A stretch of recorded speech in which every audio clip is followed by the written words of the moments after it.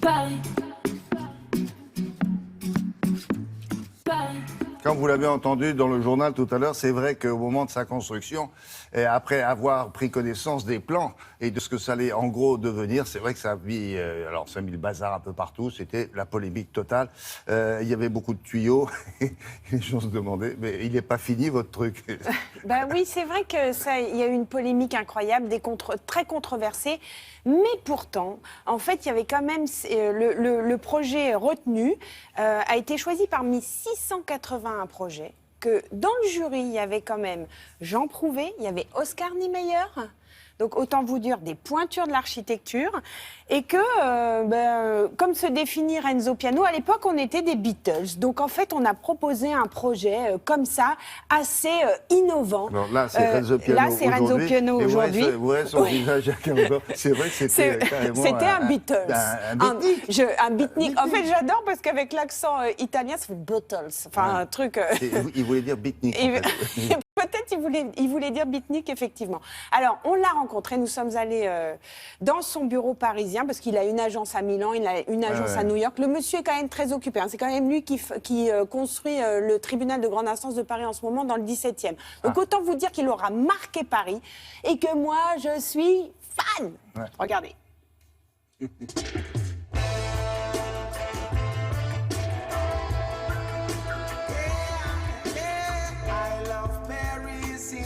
Bonjour, monsieur Piano.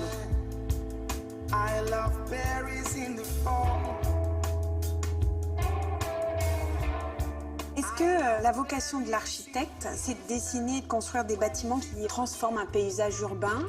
On construit avec la loyauté de dire j'ai fait quelque chose qui a une bonne raison d'être.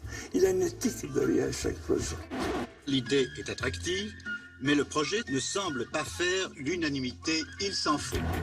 Je crois qu'on a besoin d'autre chose que de musées. C'est très gênant pour le parking, j'espère qu'ils en ont prévu. C'est quand même intéressant. Il faut avoir d'abord les bonnes idées. Et si on est sûr de ce qu'on fait, il faut y aller. C'est une boîte, une prison. Ça me déçoit. C'est l'erreur monumentale du siècle.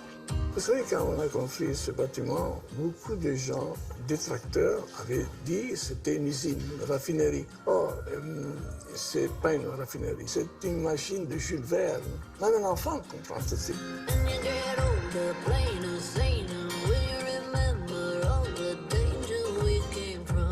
On a imaginé tout de suite ce bâtiment destiné à la culture comme une ouverture au public. On était tous jeunes, pleins d'énergie. Et ceux qui ont décidé le concours, ils ont eu le courage de mettre une décision comme ça dans les mains de gens libres.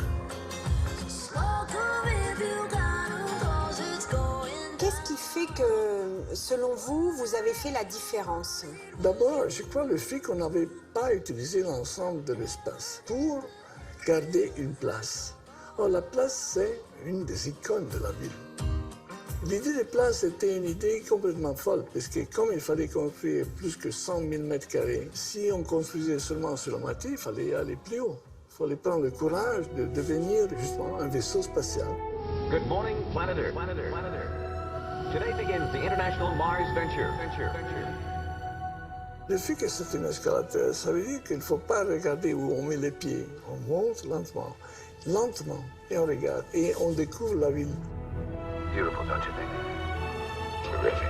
Comme on a mis les escalateurs, les ascenseurs, les tuyaux, tout extérieur, évidemment, on a délivré l'intérieur du bâtiment 50 mètres libres, comme des places complètement libres, qui sont justement les lieux dans lesquels la culture aurait pu, pendant des centaines d'années, ce qui se passe, ce qui va se passer, se modifier en trouvant différentes formes. Un bâtiment comme ça, on ne le construit pas pour une période très courte d'utilisation, mais pour des périodes énormément longues.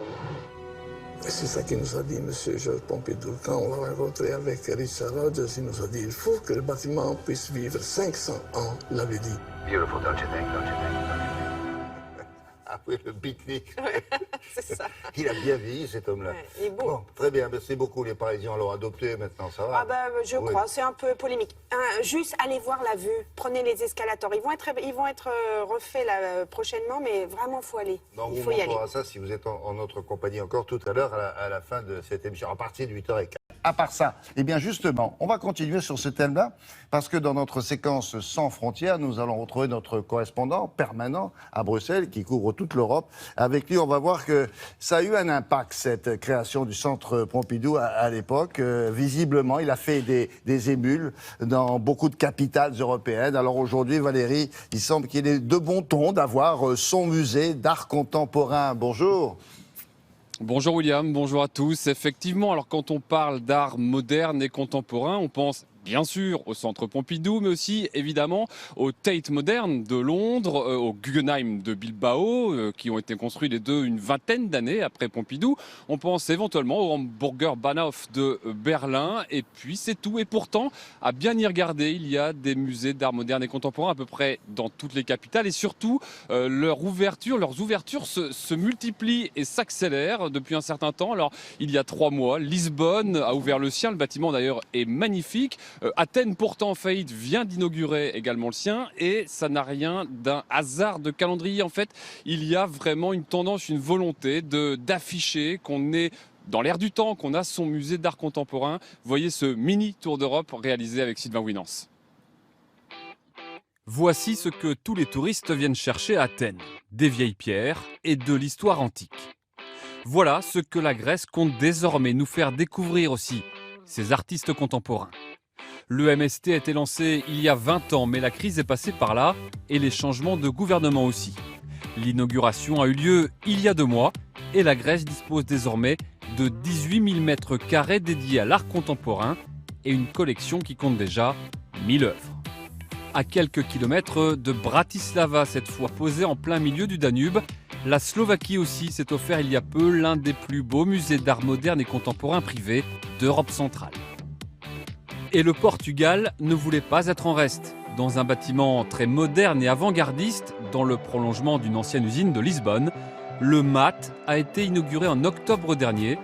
Il mélange art contemporain, architecture et technologie. Nous allons être sur la carte du circuit de l'art contemporain. Et pour nous, c'est très important, car nous ne souhaitons pas être présents que de manière locale. Nous avons ce qu'il faut pour nous adresser au monde. Aujourd'hui, tout le monde veut son musée d'art contemporain. Non pas que ce soit rentable, mais selon cet expert, c'est une question d'image. C'est un signe d'être de son temps. Donc aujourd'hui, il faut avoir la technologie, mais aussi l'art qui dit qu'on est moderne, qu'on est donc ouvert au monde. Et quand on n'en a pas, c'est un signe d'un repli identitaire et nationaliste sur soi. Évidemment, les collections sont inégales, mais après tout, qui décide de quel artiste est génial ou mauvais, si ce n'est le public? Plus il y en aura d'exposés, et plus ils auront de chances d'émerger. Valérie, à Bruxelles, où vous vous trouvez, est-ce qu'il y a aussi un centre d'art contemporain ? Enfin, non, oui et non, j'ai envie de dire, puisqu'en fait, il y avait toute une aile du Musée Royal des Beaux-Arts qui était consacrée à l'art moderne et contemporain, sauf qu'elle est fermée depuis 6 ans pour des raisons administratives et politiques un peu obscures. Alors, il y a un centre d'art contemporain dont on vient d'entendre le directeur, mais il n'a pas de collection permanente, ce n'est donc pas un musée. Il organise des événements, des expos temporaires. Et en 2020, Bruxelles devrait enfin se doter d'un musée entièrement dédié à cela, avec qui, en partenariat avec qui, eh bien, je vous le donne en 1000, avec le centre Georges Pompidou.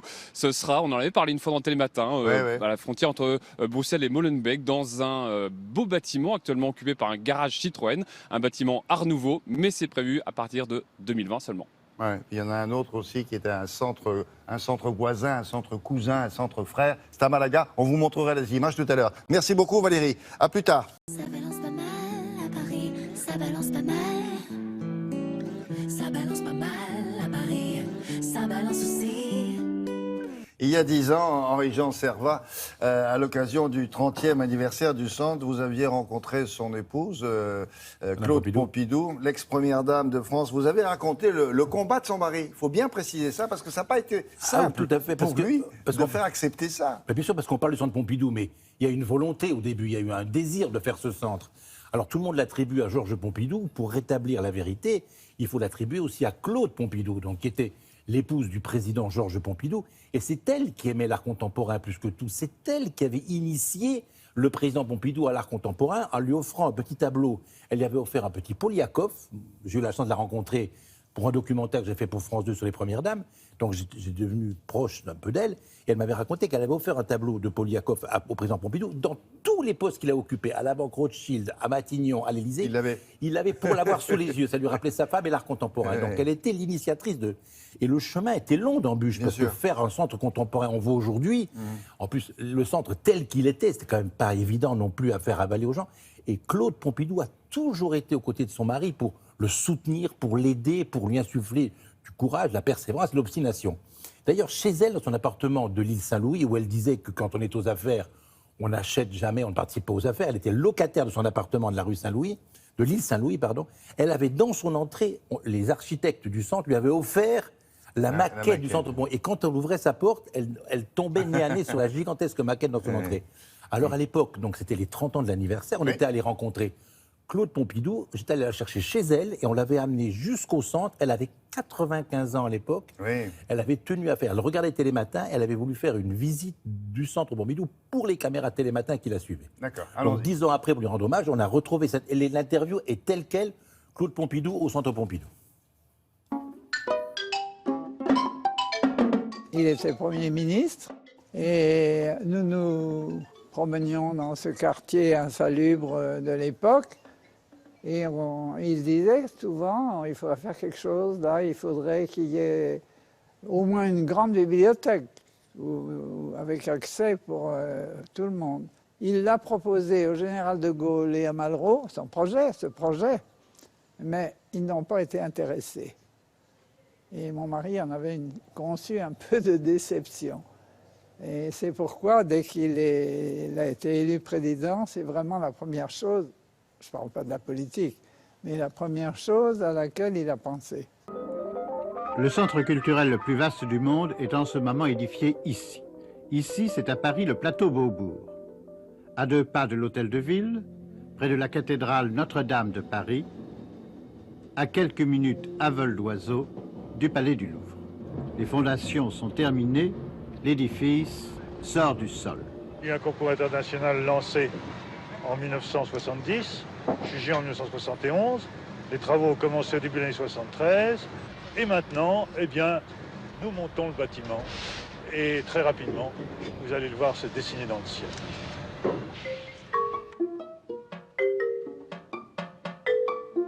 Pour moi et pour la famille, là maintenant, c'est sacré, évidemment. Ce qu'il avait imaginé, c'est l'accession de tout le monde à la culture et à l'art vivant. Ça, c'est réussi. Ce qui n'était pas prévu, c'est le succès. Le succès était prévu, mais beaucoup moins important qu'il ne l'a été en réalité. Situé au cœur de Paris, cet immense vaisseau de verre couvre une superficie de 100 000 mètres carrés sur 8 niveaux. Il comporte une bibliothèque d'information, un musée d'art moderne, un centre de création industrielle et un institut de recherche acoustique. Selon la volonté du président Pompidou, qui voulait un centre d'art comme il n'en existe nulle part au monde. Il faisait ce qu'il pensait devoir être fait. J'ai beaucoup partagé, aidé comme je pouvais, mais c'est pas moi, c'est Georges Pompidou, mon mari, entièrement. Le président Pompidou, malgré l'inévitable clivage politique qui fragmente notre pays, méritait le nom de président de tous les Français. Je trouve qu'il y a une sorte d'accomplissement, si vous voulez. Je trouve que le centre a bien rempli sa mission. On a eu les 10 ans, on a eu les 20 ans, c'était bien. Mais les 30 ans, je trouve, c'est absolument formidable. Je trouve que c'est comme un accomplissement réussi. Ça ne veut pas dire qu'il ne faut pas continuer. Oui, Madame Pompidou est décédée quelques mois plus tard. Et quand Renzo Piano, l'architecte, on lui avait dit il faut que ça dure 500 ans. Alors là, on n'en est qu'aux 40 ans. Leur personnage magnifique, d'une grandeur, d'une classe éblouissante. Donc je veux dire qu'elle laisse derrière elle la Fondation Pompidou pour les personnages défavorisés, les enfants handicapés, donc très bien.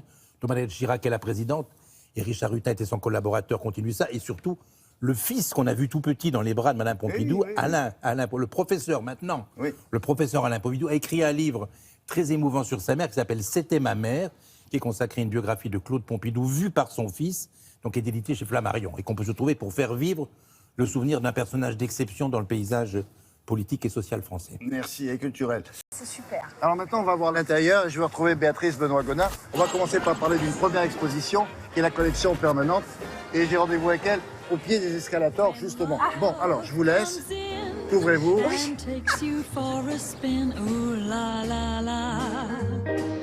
C'est magnifique.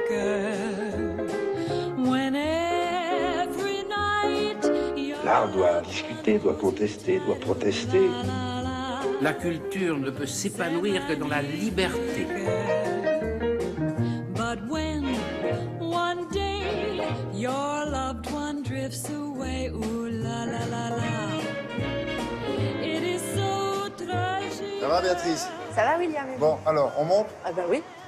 On va où, là? Suivez, on va au 4e et 5e étage. Ouais. On va voir la Et on voit collection quoi permanente du Centre Pompidou. Donc c'est une collection d'art moderne et contemporain qui date de 1905 jusqu'à nos jours en fait. Donc il y a plus de 100 000 œuvres dans cette collection permanente. Ces œuvres, elles appartiennent désormais au musée, certes, mais elles viennent d'où? Le Palais de Tokyo, qu'on connaît aussi, un haut lieu de l'art à Paris, et depuis 1977, donc depuis 40 ans, ici, au Centre Pompidou. Alors évidemment, on ne va pas voir toute cette collection, 100 000 œuvres, c'est pas possible, mais régulièrement, ils tournent, ils refont l'accrochage, tous les 6 mois, 1 an, pour que le public puisse profiter au mieux. On va par là. Évidemment, ce qu'on va retrouver ici, ce sont les pères fondateurs de la moderne. J'entends par pères fondateurs des Matisse, des Picasso, ceux qui ont fait la première partie du XXe siècle, mais aussi après-guerre, avec les Américains, Jackson Pollock, jusqu'aux artistes contemporains, à savoir Jeff Koons, par exemple. Et comme je vous l'ai dit, ces collections changent régulièrement. Donc là, je vous propose d'aller voir ce qu'il y a en cours. On les voit. On y va tout de suite. Hold me close and hold me fast. This magic spell you cast. This is la vie en rose. Le Centre Pompidou a 40 ans, mais le musée a davantage, puisque le musée est né après-guerre. Il s'est simplement installé au Centre Pompidou en 1977. C'est le musée du XXe siècle et du XXIe siècle. When you press me to your heart. La grande différence entre les prémices du musée en 1947 et aujourd'hui, c'est que le monde est devenu un vaste laboratoire d'expériences artistiques que nous considérons, regardons et avec lesquels nous bâtissons expositions et collections. Give your heart and soul to me, and life will always be la vie en rose. This world, it's every man for himself. Yes, everywhere you go, people talk about thoughtfulness. La collection raconte l'histoire de l'art moderne. What do you do? Matisse est évidemment très présent, mais Matisse, une des figures fondatrices, l'un des pères de l'art moderne. Matisse est quelqu'un qui expérimente sans cesse.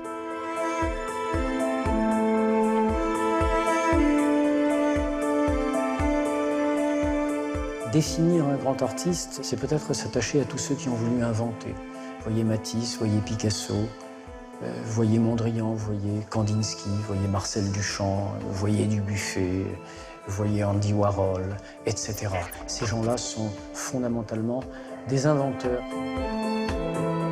Ce sont des gens qui trafiquent l'inconnu pour trouver du nouveau.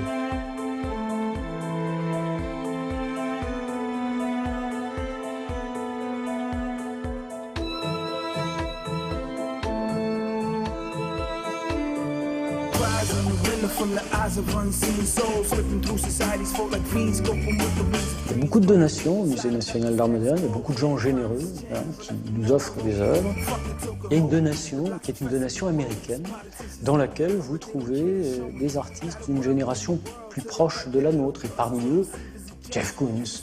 Quelque part, après un Marcel Duchamp, il s'est interrogé sur ce qui faisait la valeur d'une œuvre. Oh chérie, regarde ce petit chien dans la vitrine. Si on l'achetait. J'entends valeur marchande, sans doute, mais j'entends aussi valeur symbolique. Ce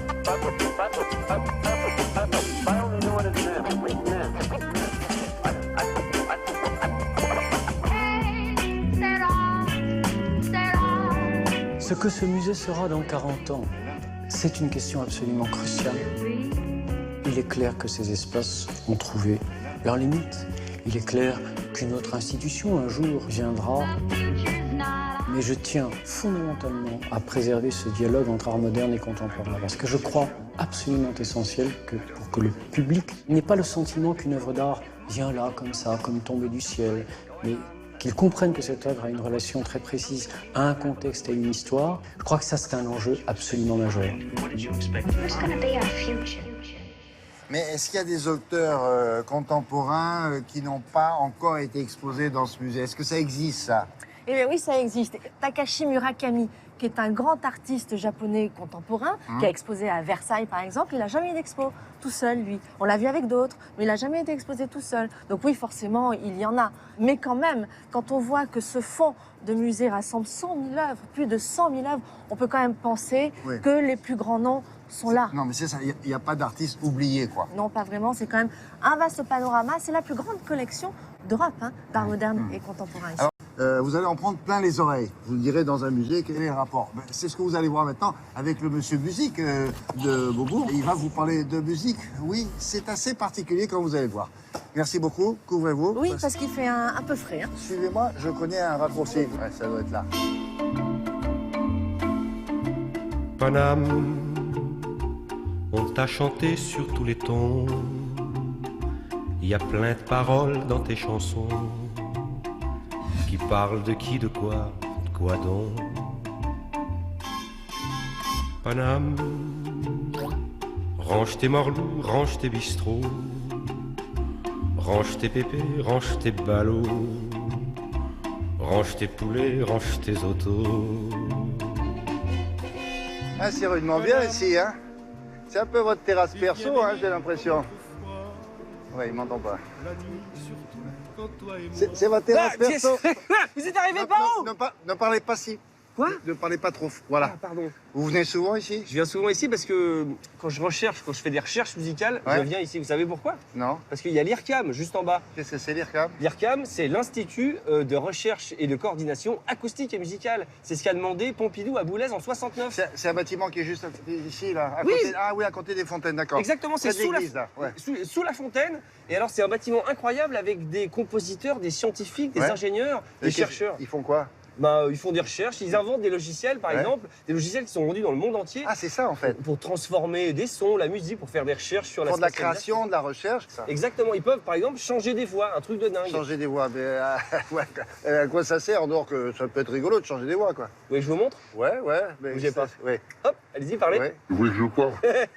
Non, je peux dire, par exemple, aujourd'hui il fait beau, c'est un peu couvert, mais on attend de la pluie. Vous entendez pas? Moi, non. C'est un peu changé, quand même. Ah, c'est aussi rigolo ça? C'est assez drôle. Je vous montre? Ouais. Avec les oreilles, alors? Ouais. C'est là-bas.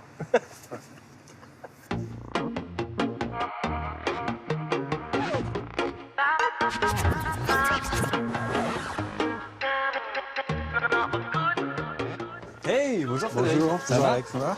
C'est ton studio? Eh oui. On y va? Tu me fais montrer? C'est pas français. Bon. Frédéric, qu'est-ce que c'est que ça? Ça, c'est le patron, alors il faut y aller mollo. Alors, c'est un logiciel qui s'appelle Trax et qui permet de faire des modifications vocales à partir d'un enregistrement. Donc là, on a votre patron, en effet, qui est enregistré. On peut le rendre enfant. Ce que j'espère, en tout cas. Donc voilà, vous réunissez autour de la galette des rois. On peut le rendre malade. Le spécialiste de la gastronomie, Loïc Ballet, que vous avez aperçu derrière moi. On va essayer de faire une grand-mère. Dimanche prochain, vous allez fêter l'épiphanie. J'espère, en tout cas. Pardon, patron, j'y suis pour rien. Est-ce que tu peux mélanger deux voix pour fabriquer quelque chose d'autre d'inédit? Là, par exemple, j'ai un lion. D'accord. Et ici, j'ai la voix de Sean Connery. Et maintenant, je vais pouvoir mixer le lion et Sean Connery ensemble. Ce qui est fou, c'est qu'on arrive à comprendre et en même temps, on voit la tête du lion. Exactement. Est-ce que tu peux fabriquer une voix qui n'existe pas ou une voix qui n'existe plus, par exemple? Je ne répondrai à aucune question. Le procès de Pétain était un film muet, d'accord, sauf qu'on avait évidemment parfaitement le contenu de ce qui avait été dit pendant le procès. Donc voilà l'exemple. Mes défenseurs ont reçu de moi la mission de répondre à des accusations qui veulent me salir. Cette voix n'existait pas. On récupère des documents sonores qui correspondent à la voix de Pétain. On fabrique une banque de données de voix, de sons, de ce qu'on appelle des phonèmes, donc ma, ta, ça, etc. Et ensuite, un acteur vient, dit le texte, et ensuite, l'ordinateur remplace les phonèmes du comédien par le phonème de Pétain. Ça veut dire que potentiellement, avec ce type d'outil, on peut faire dire tout à n'importe qui. On peut imaginer tout ce qu'on veut à partir de cette forme de synthèse. Oui. Mes défenseurs ont reçu de moi la mission de répondre à des accusations qui veulent me salir et qui n'atteignent que ceux qui les profèrent. Incroyable. Merci Frédéric. Merci beaucoup. Hugues, bonjour. Bonjour. Je vous emmène dans un lieu tout à fait insolite qui est la chambre anéchoïque de l'IRCAM. Génial, chambre sourde, c'est ça? Exactement. On est bien, hein, moi je profite du silence. Pourquoi on appelle ça une chambre sourde? Alors c'est une pièce dont les parois sont recouvertes de laine de verre, comme vous le voyez. Et la caractéristique, c'est que le son ne se réfléchit pas sur ces parois. Si je vous parle comme ça et maintenant que je me mets dans l'autre sens, vous entendez ma voix beaucoup plus faible. Ah oui. Quelle est la fonction de cette chambre sourde? La fonction principale est une fonction scientifique, c'est pour faire des mesures concrètes sur la diffusion dans l'espace du son.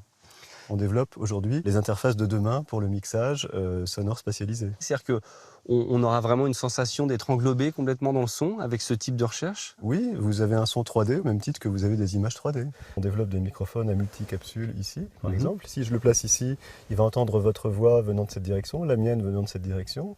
Ça va produire une scène sonore complexe qu'on peut après manipuler géométriquement. Et ça, c'est l'avenir un peu de la production, y compris la production télévisuelle qui peut vous intéresser.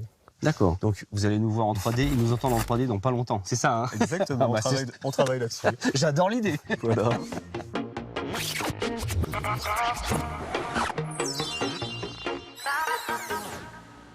Mais alors, à l'IRCAM, là, c'est assez impressionnant ce qu'on vient de voir. On peut assister à des choses, je ne sais pas, des concerts, ça existe, ou alors des démonstrations Exactement, vous avez l'IRCAM Live, ce sont des ateliers avec des artistes et des ingénieurs qui viennent montrer justement les développements des logiciels, des choses comme ça. Et vous avez plein de concerts aussi pour les 40 ans, vous allez sur le site. Alors c'est un peu pointu, hein, parce que bon, derrière c'est Boulez à la base. Hein. C'est pas de la variétoche. On n'a rien contre les variétés, non. Mais c'est très très pointu. Il faut aimer la musique sérielle. C'est ça. Oui, par exemple. Sérieuse et sérielle. Oui, voilà. Bon, non, c'est très sympa. Merci beaucoup. C'est pas fini, hein. Non. Je vous signale que juste après la pub, nous irons voir les centres frères. Centre Pompidou de Metz et celui de Malaga qui est un centre éphémère. Et puis on a plein de choses à vous montrer évidemment parce que c'est pas fini. Voilà. Bon, allez. Voilà, c'est quoi? Vous allez voir, c'est bien ça. Vous adorez ça. C'est Franck Michael. Ah non! Pas Franck Michael! Ah non, chef, on a vu! Ah non! Ah, c'est pas mal! En fait. Je vous l'avais dit, hein. Enfin, quoi, ça s'arrête.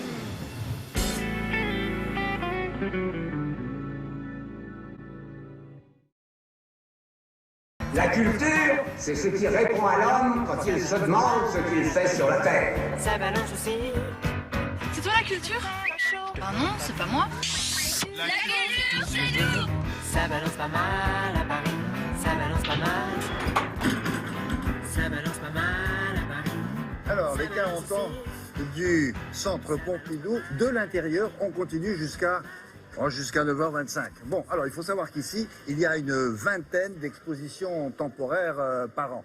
Celle du moment, c'est l'Union soviétique. Et vous dites, et vous avez raison, l'Union soviétique, dans un musée d'art contemporain, c'est un drôle de ménage. Le plus simple, c'est de demander à celui qui s'en est occupé et qui s'occupe aussi des expositions à Télématin, Thomas Hervé, de nous dire qu'est-ce que c'est que ce mélange.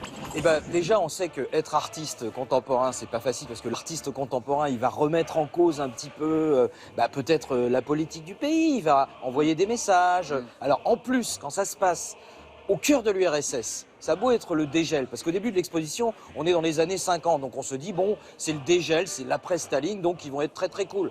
Pas du tout. En fait, personne n'est très très cool, et donc encore moins après le dégel. Bah alors Et ça donc, veut dire quoi? Mais les types, ils se font embastiller là-bas. complètement. Alors non seulement embastillé, donc ça veut dire que c'est un art qui est clandestin.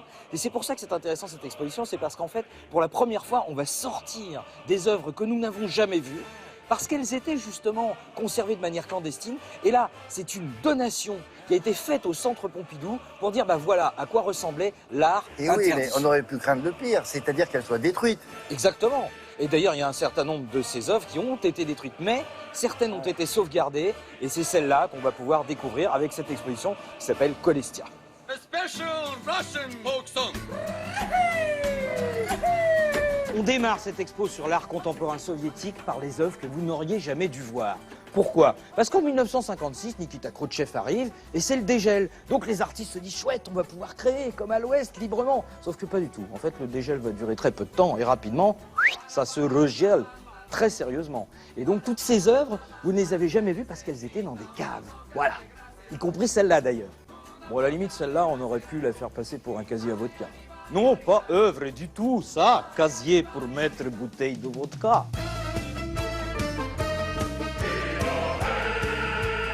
Mais la résistance s'organise. En 1974, il y a un collectif d'artistes qui organise la manifestation Bulldozer. Ils viennent, ils exposent leurs œuvres contre le pouvoir en place. Et que font les autorités? Ah bah, elles envoient des bulldozers et aussi des canons à eau. Donc évidemment, c'est terriblement violent. Toutes les œuvres sont entièrement détruites, toutes, sauf une œuvre. Seul témoignage de la manifestation Bulldozer.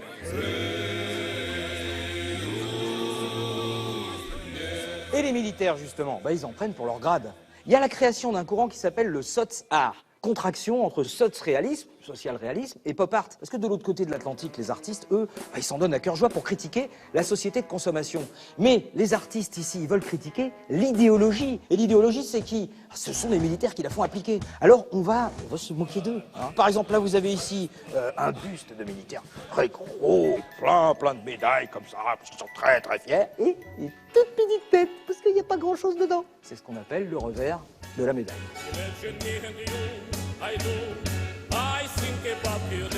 Alors c'est quoi le soc-art concrètement? Bah, c'est très simple, on prend les symboles idéologiques et on les détourne. La faucille et le marteau, bah, on en fait une sculpture avec un cadenas énorme. Et c'est quoi la clé du cadenas? C'est $1. Vous avez ici les lunettes pour apprendre à voir soviétique. Avec ces lunettes, vous serez dans la lignée du parti. Et puis, hommage évidemment à Andy Warhol, la Campbell Soup. Sauf que là, c'est du bortsch. Ah, c'est de la soupe de betterave. Vous n'aimez pas le bortsch?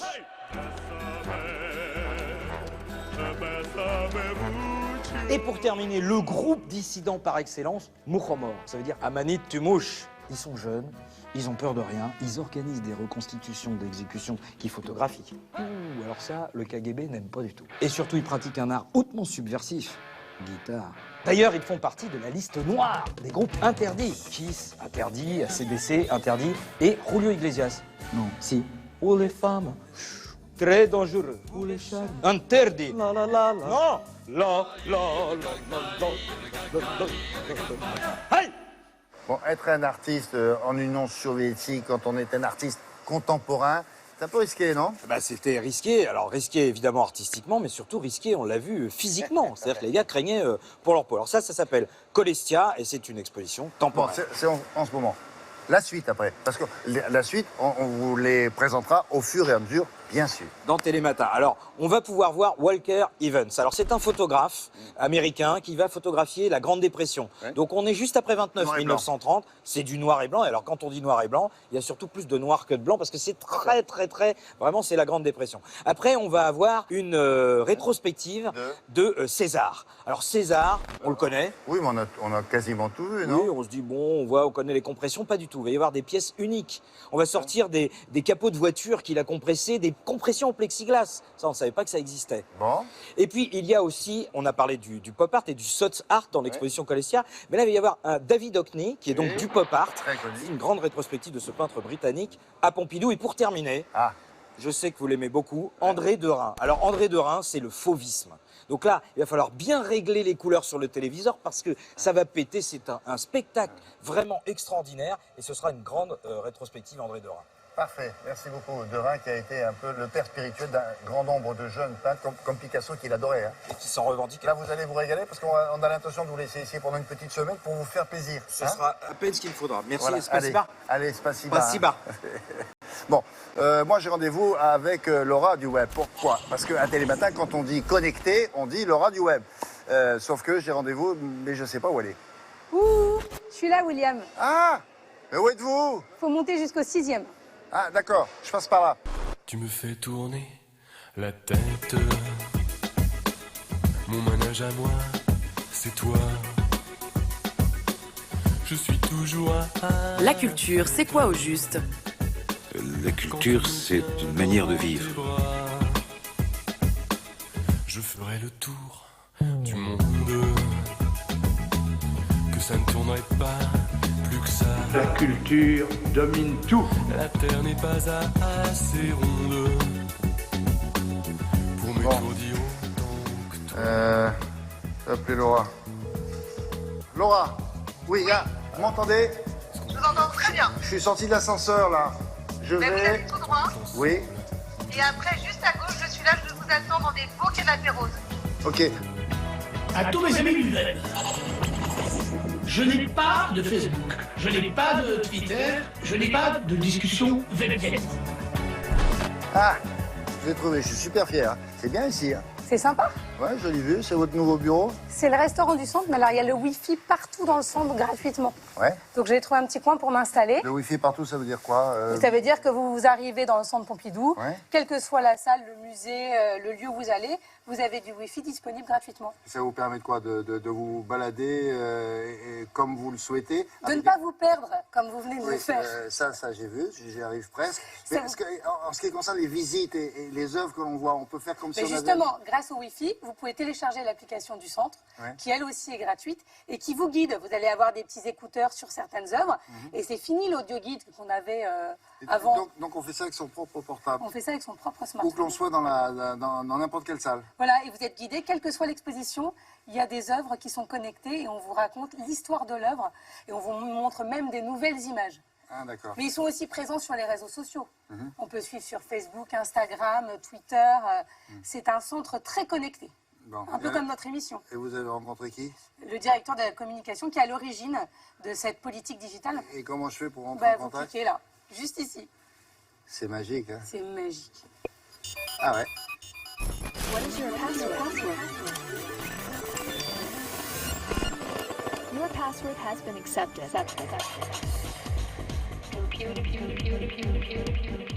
Le Centre Pompidou et le digital, c'est une affaire qui se développe, notamment en redéfinissant la ligne éditoriale de chacun des supports que nous avons, Facebook, Twitter, Instagram maintenant, et qui vont effectivement accompagner l'ensemble des actions que développe le Centre Pompidou auprès de ses publics. On va trouver quelque chose de très esthétisant sur Instagram. On l'a lancé l'année dernière, on est déjà à plus de 230 000 followers sur notre Instagram.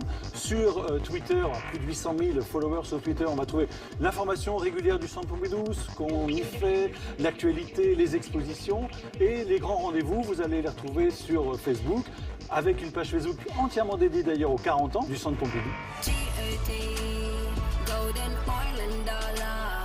Ce qui est le plus important au-delà des followers, c'est la manière dont les gens vont s'emparer du message qu'on va leur donner et qui vont eux-mêmes devenir des ambassadeurs. Et c'est vrai qu'on voit se développer depuis un an, à partir de cette réorganisation, un nombre très important de gens qui vont diffuser l'information, partager, liker avec leur propre environnement et leurs propres followers.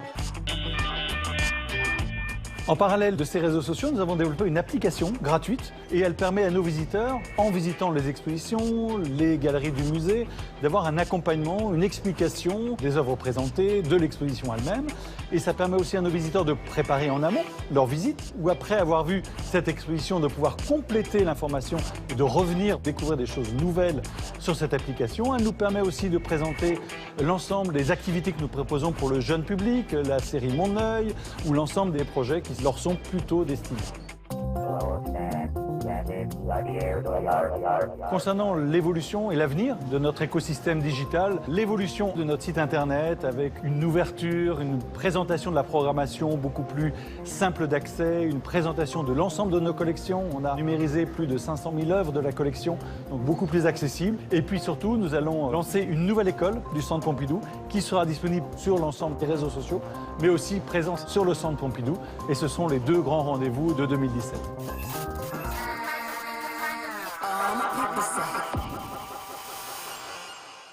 On vient de le voir, le centre est particulièrement connecté. On a vu qu'on peut le visiter avec son simple smartphone, mais c'est pas obligatoire. C'est pas obligatoire. Si on veut, on peut quand même le visiter sans le smartphone et sans l'application. C'est pas intrusif. Mais c'est intéressant aussi parce qu'on peut presque le visiter grâce à un réseau social. Mais oui, c'est ce que disait Benoît Parer dans l'interview. Il disait que sur Instagram, il poste régulièrement des tableaux, des œuvres. Donc en fait, c'est une exposition en permanence. On n'a pas besoin de venir ici. Et cela dit, si vous l'un pouvez, n'empêche pas l'autre. Si vous pouvez, venez. Mais ils font du teasing. Ouais, c'est ça.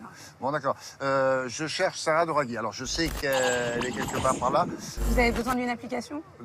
Non. Ah oui, vous l'avez aussi en application, ça tombe bien. Le plan du musée. Bon, alors, rez-de-chaussée, je pars par où? Juste ici. D'accord, merci. Hein. À tout à l'heure. Ouais, tout à l'heure. Sous le ciel de Paris s'envole une chanson. Elle est née d'aujourd'hui dans le cœur d'un garçon. Je cherche Sarah Doraghi. Alors, je sais qu'elle est quelque part par là. Vous avez besoin d'une application? Non. Ah oui, vous l'avez aussi en application, ça tombe bien. Le plan du musée. Bon, alors, rez-de-chaussée, je pars par où? Juste ici. D'accord, merci. Hein. À tout à l'heure. Ouais, tout à l'heure. Sous le ciel de Paris s'envole une chanson. Elle est née d'aujourd'hui dans le cœur d'un garçon. Sous le ciel de Paris marchent les amoureux. Leur bonheur se construit sur un air fait pour eux. C'est quoi notre pétrole? C'est la culture. La culture, c'est quelque chose de vital. La culture, comme le rire, serait le propre de l'homme. Voilà. Bonjour Sarah. Bonjour William. Bon, alors nous allons parler du centre Pompidou de Metz. Quelle est la parenté entre le grand frère ici et puis celui de Metz? Alors c'est le petit frère. Metz, c'est le petit frère qui est né quand le centre Pompidou Paris était trentenaire, jeune trentenaire. C'est le petit frère et en même temps c'est l'extension du bras du centre Pompidou Paris. C'est une main également, mais une main généreuse, vous voyez, avec à l'intérieur de la main, on a toutes les œuvres, les chefs-d'œuvre d'art moderne et d'art contemporain du centre Pompidou, qui fait régulièrement des allers-retours entre Paris et Metz. Et en fait, le centre Pompidou-Metz bénéficie de deux choses. D'abord, évidemment, ces collections extraordinaires qui viennent régulièrement du centre Pompidou-Paris, mais également de l'emplacement. Parce que rendez-vous compte, le centre Pompidou-Metz est au cœur de l'Europe. La proximité avec l'Allemagne, avec la Belgique, avec le Luxembourg. Et ils ont aussi les mêmes vocations, ces deux centres-là. D'abord, de faire découvrir au plus grand nombre toutes les figures et expressions artistiques possibles contemporaines, mais aussi de s'interroger sur l'état du monde, l'avenir du monde, de l'art, sous un angle culturel évidemment. Et alors en plus, figurez-vous qu'en ce moment, au centre Pompidou-Metz, il y a une exposition qui définit très bien ce questionnement qui est « Et si l'art disparaissait ?» Imaginez, William, si l'art disparaissait. Moi, je ne peux pas voir ça. Non, moi, je peux pas. On ne serait pas là. Hein. Moi, je peux pas. Allez, en haut.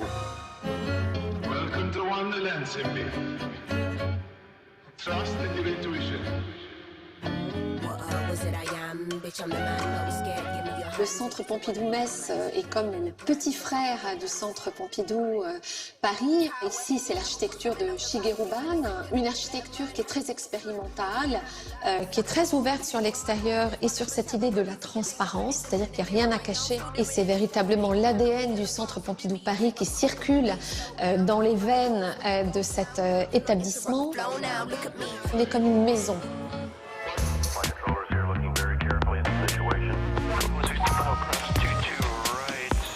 L'exposition Un musée imaginé est une exposition qui part d'un scénario de catastrophe. Et si l'art disparaissait? Et si l'art disparaissait? Et si l'art disparaissait? Il en faudrait de la mémoire à l'homme pour repeindre ses émotions, utilisant les couleurs primaires de ses souvenirs pour recréer, à partir du cœur, et revoir les yeux fermés, ce qui fut œuvre, ce qui fut art, imaginaire, forcément. C'est véritablement comme un scénario d'anticipation.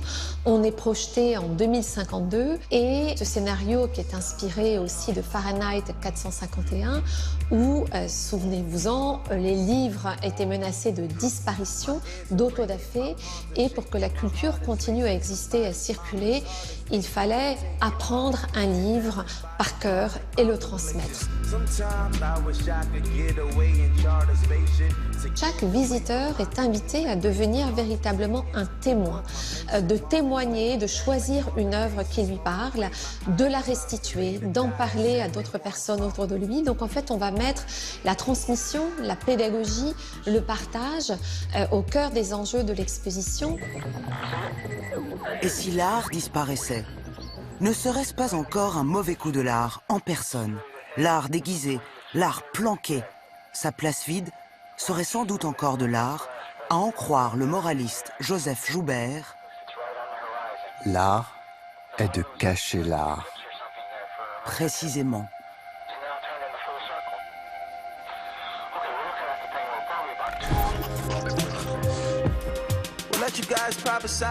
C'est véritablement la façon dont l'art est accessible à tous que l'on veut mettre en avant.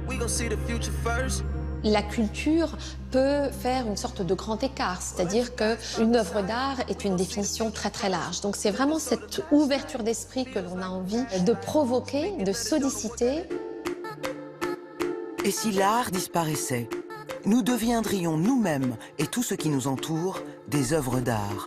L'art restant. Les hommes, leurs costumes, leurs objets, jusqu'aux portes des musées que jadis ils poussaient. Une fois l'art parti, il resterait peut-être les résidus de l'art, à partir desquels tout se reconstituerait. On est ici véritablement au cœur de l'Europe et c'est ce qui fait aussi un peu la spécificité de l'identité du Centre Pompidou-Metz. On va bientôt atteindre les 3 millions de visiteurs, je pense, au mois de mars, depuis l'ouverture il y a bientôt 7 ans. Le Centre Pompidou-Metz, c'est un lieu d'imagination, un lieu d'imaginaire où on souhaite développer l'imaginaire des gens. C'est véritablement ce que nous offre finalement l'art, donc de plonger dans notre imaginaire et à notre tour de nous projeter et d'imaginer un nouveau monde. Et si l'art disparaissait?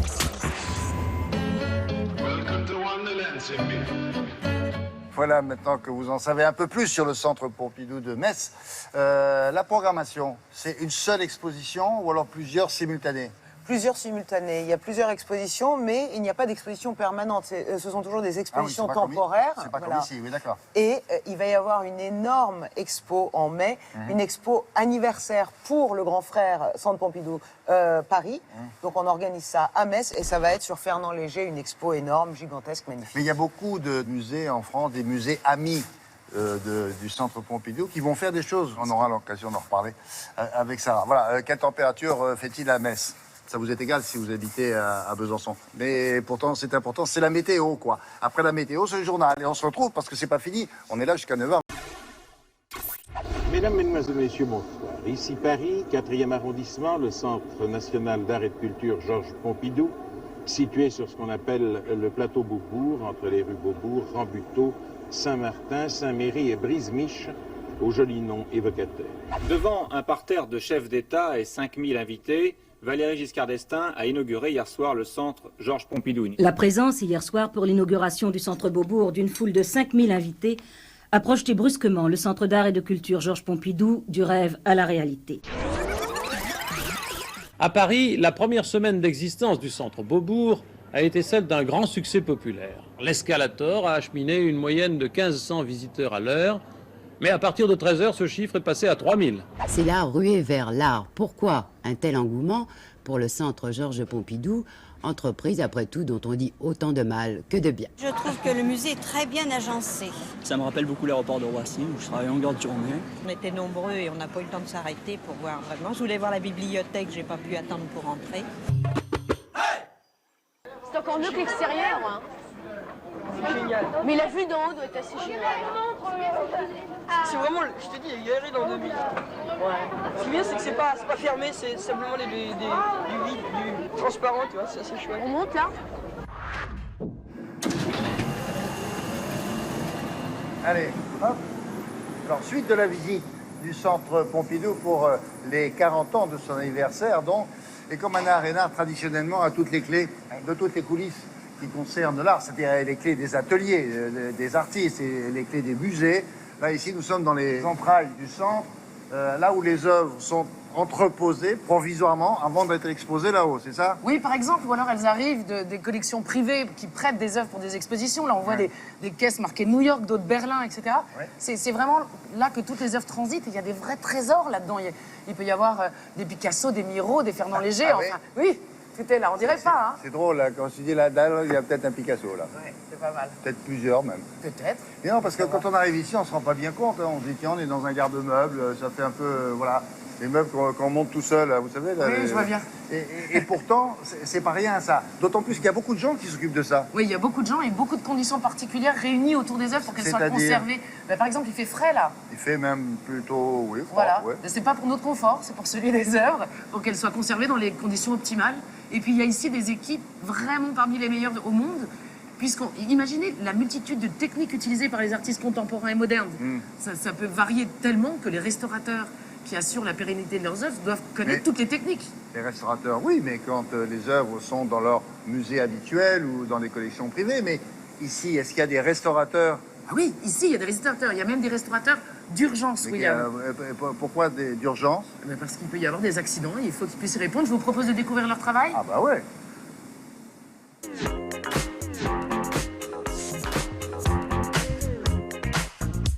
Les réserves du Centre Pompidou, en fait, ce sont plusieurs réserves, puisque en fonction de leur support, de leur spécificité, les œuvres d'art ne sont pas stockées de la même façon. Ce sont des lieux extrêmement vivants, puisque toutes les équipes qui travaillent à la bonne conservation, à l'entretien et à l'étude de ces œuvres sont présents. Le défi que représente la conservation de l'art vivant de la deuxième moitié du XXe siècle et de l'art du XXIe siècle, il est effectivement très préoccupant. Comment conserver des matériaux nouveaux? Nous ne pouvons pas avoir de projection sur l'avenir, nous ne savons pas comment ils vont passer le temps.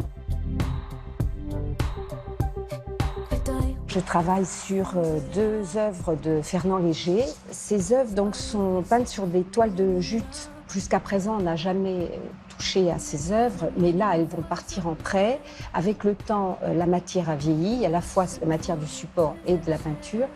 Donc, il y a une révision qui s'impose et aussi une préparation pour le départ des œuvres et le voyage. Parce que le voyage est toujours un peu un stress pour les œuvres. C'est un éclairage lumière du jour. C'est surtout très utile pour la retouche parce qu'on a besoin d'être dans la couleur exacte de la peinture. Et ici, on n'a pas de lumière naturelle. Le travail de restauration, quel que soit le type d'objet, c'est identifier les matériaux. Ici, donc, c'est une épreuve gélatino-argentique qui a été réalisée par Brancusi. En restauration de photographie, on va retoucher uniquement les endroits où on a une lacune d'émulsion, on n'a plus d'image. On ne va jamais restaurer un cheveu, par exemple, ou une poussière.